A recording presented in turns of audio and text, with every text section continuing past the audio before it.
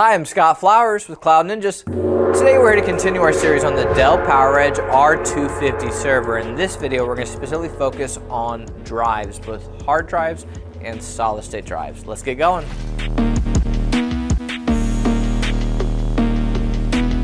Hey, thanks for stopping by today to learn a little bit more about the Dell PowerEdge R250 server. Do us a favor, if you find anything that helps you in this video, click that like, smash that subscribe. All right, we'll top in. What we're going to do in this video as a whole, we're going to talk about the different types of chassis, because that's going to affect the types of drives you can use.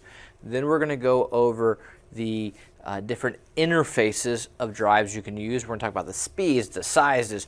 We're going to show you how to physically install the drives, both cabled and hot swap. Then we're going to show you two testing tools that we're big fans of, and yeah, let's just hop in all the fun stuff. Let's get going. All right, so let's talk about the different types of chassis. So there are three types of chassis you can use. So the first type of chassis you can see is right in front of me right now, and what we will be doing an install in a few minutes on for the cable version.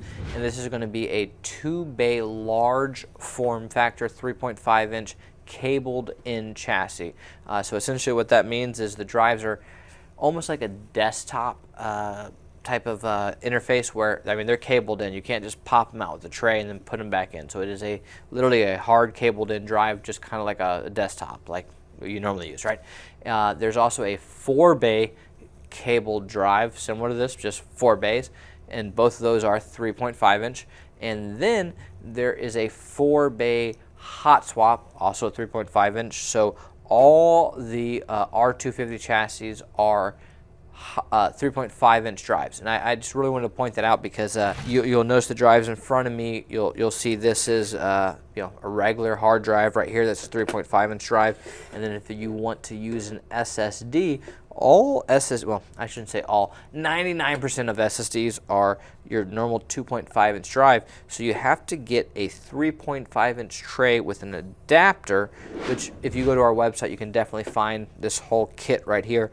But it's important to note because you definitely don't want to buy a regular 2.5 inch. It's not going to fit in there.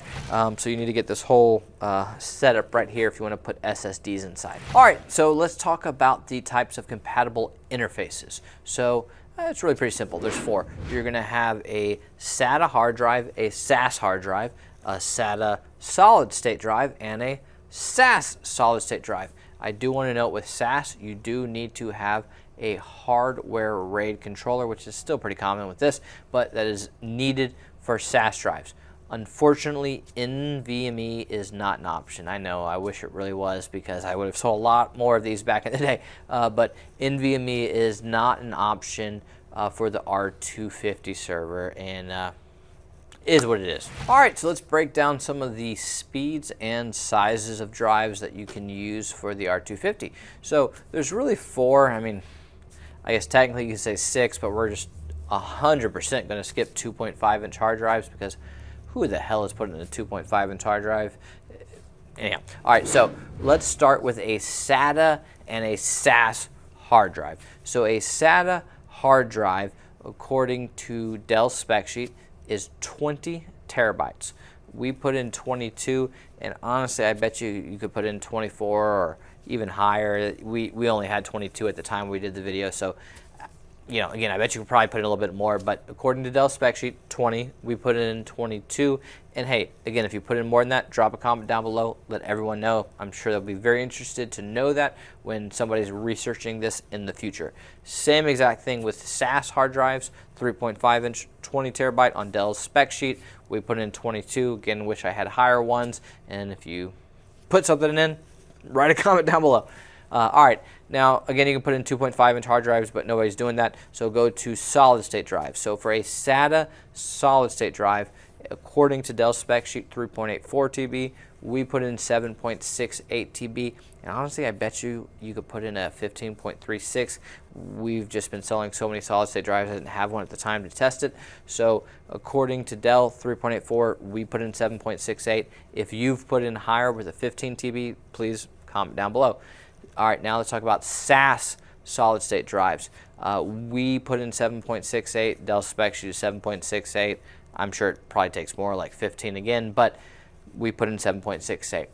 So those are the types of drives you can use. For the speeds For SATA, you're going to get 6 gigabit per second, and for SAS, 12. And for the hard drives, you're going to get 7.2K RPMs for the larger size drives, and technically for SAS, you can put in a 10K or 15K RPM drive. Again, note, if you're putting in a 15K SAS drive, I mean that's literally 15,000 times around a minute. The ball bearings will wear out, and you have to worry about that. So I'm a big fan of the solid state drives over hard drives. You have a much better predictive failure, so you know when it's going to fail versus a ball bearing just going out at will. But to each their own, because you can get some really good hard drives on a large size for this machine. So if you're wanting to drop in 80 terabytes of drives, I mean, definitely hard drives are the way to go. One important note, you can definitely put in a Boss Card S1, which is going to give you two M.2s. They're going to be 2280, yes, 2280, so no 22110s, and you can put it in a 240 gig or a 480 gig. So drop in two 240 gigs or two 480 gigs. We've got like maybe 600 or 700 right now of the 2x240 gigs. So if you're interested in those, we got a ridiculously cheap deal on those. The 480 gigs are for some reason really expensive. I'm not sure why, but that's the market we're in. So if you need any Boss cards, definitely let us know. All right, so thank you for bearing with my long-winded explanations of everything, and now we're going to get to the really fun stuff. And Mason's going to hop in and show you how to install the drives and show you how to do testing. Hey, this is Mason with Cloud Ninjas, and I'll be showing you guys how to properly install your cable drives into your Dell PowerEdge R250 server. Now, there is a hot swap drive bay config for this server, and then the process for that is relatively simple. If you want to check out how the hot swap drive bays are installed, I recommend checking out our R650 drives video. We go over all the necessary steps to actually install a hot swap drive. Now, in this video, we will show you guys how to install your cable drives for your Dell PowerEdge R250 server. So first, let's go ahead and show you how these drives are installed into their trays. For the solid state drives, we will need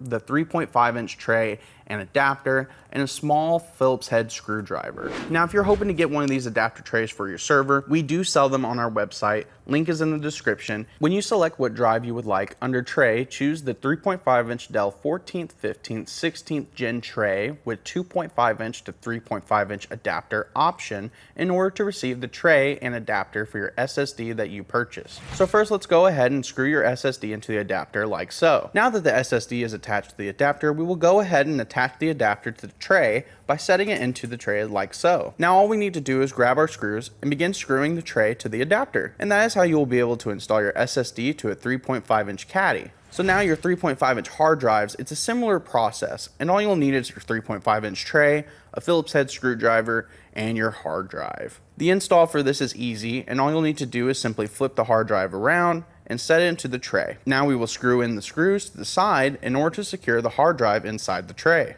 Alright, so now let's go ahead and show you how to cable these inside your server. So go ahead and pop the latch and lift the top just like any other server you have been in before. Let's start with the 3.5-inch hard drive and just simply slot it all the way into the drive bay until you see this blue circle and arrow come out the other end. As you can see, it clicked into place and it is securing the drive. Now if you need to take it out, all you need to do is press down on the arrow and pull it out. Obviously, when it is cable, you'll need to remove it before pulling the drive out. So just make sure to disconnect the cable and then remove the drive. Now that the drive is slotted, we will take the drive cable here labeled HDD 0 and connect it to the leads on the drive like so. And that is how the 3.5-inch drives are installed. SSDs are similar, so let's go ahead and grab our 3.5-inch with a 2.5-inch adapter where the SSD is and slot it in like so. Now all you need to do here is take the next cable labeled HDD1 and connect it to the SSD like so. And there you go. You have successfully installed your cable drives into your Dell PowerEdge R250 server. So now we'll go ahead and show you two testing tools that we really like, Dell Diagnostics and HD Sentinel. Be right back. Today, I'm going to be showing you guys how to test your hard drives and solid state drives with Dell Diagnostics and HD Sentinel. So let's go ahead and get started. First, we're going to go ahead and get started with Dell Diagnostics. So the first thing you want to do is go ahead and boot up your server. Once you boot up your server, you want to go ahead and press F10, and this will go ahead and bring us into the lifecycle controller. Once we're in lifecycle controller, we can go ahead and scroll down to where it says Hardware Diagnostics. And then we want to go ahead and click on Run Hardware Diagnostics. And then you'll get this little warning right here. So it's just going to say it's going to take several minutes, so we can go ahead and accept that. And this will load us into Dell Diagnostics. So actually getting into Dell Diagnostics and actually running the test is pretty simple. So we're just going to let these tests run, and these tests can take several minutes up to several hours. So go ahead and just wait this out. If you're familiar with 12th gen and 13th gen Dell PowerEdge servers, you'll notice that this looks very, very different. In the 12th gen and 13th gen, you can actually see the different tests on the left-hand side of the screen, and you have a lot more information on the middle of the screen. And it's just a lot more simpler of a screen, but it's just gonna go ahead and run through all of these tests. And at the bottom, you can pause these tests if you want, and then you can also see like what test specifically is running at that current time, an estimate of how much time is left for that test. So like I said, these tests are going to take a little bit of time, so I'm going to go ahead and fast forward. So once that final test has stopped running, it'll go ahead and stop. And then we will get a message that pops up on the screen that says success. So this means all of our tests have passed. If you had any issues, then you would get an alternative message saying like, hey, these tests failed. And at the very end here, we can actually view all of the information and all the different tests that were ran. And this screen's a little bit more similar as to something we'd see on 12th gen and 13th gen PowerEdge servers. But yeah, we can go through here, see all the test results for each individual test, which is pretty neat. Information about the system health, the configuration, and we can even go into the event log, which is pretty useful. So that is how we do Dell Diagnostics and how we can test our hard drives, but also, everything else in our system. And if you really want to see if your system is healthy, then go ahead and run Dell Diagnostics. It'll give you a lot of information if all the components are working the way that they should. So now I'm going to show you how to test your hard drives with HD Sentinel. Alrighty guys, so I have HD Sentinel pulled up right now, and as you can see, we currently have 2 drives plugged in. We have this installed into a storage array where we like to plug in multiple drives at a time so we can test those drives. HD Sentinel is an awesome tool because you can see things like the power on hours, which is great, especially when you're buying used equipment. You can see how long that drive has been in use. You don't want to be using drives that have been, heavily used, because then you have a higher risk of drive failure. And that's one of the reasons why HD Sentinel is such a cool tool. But as you can see, we can just go ahead and plug a drive into the array and it'll automatically populate within the software. Like I said, lots of information. It'll give you health scores of the drives. As you can see, the 2 we have up top, they have 100% health score, while the one at the bottom has a 99%.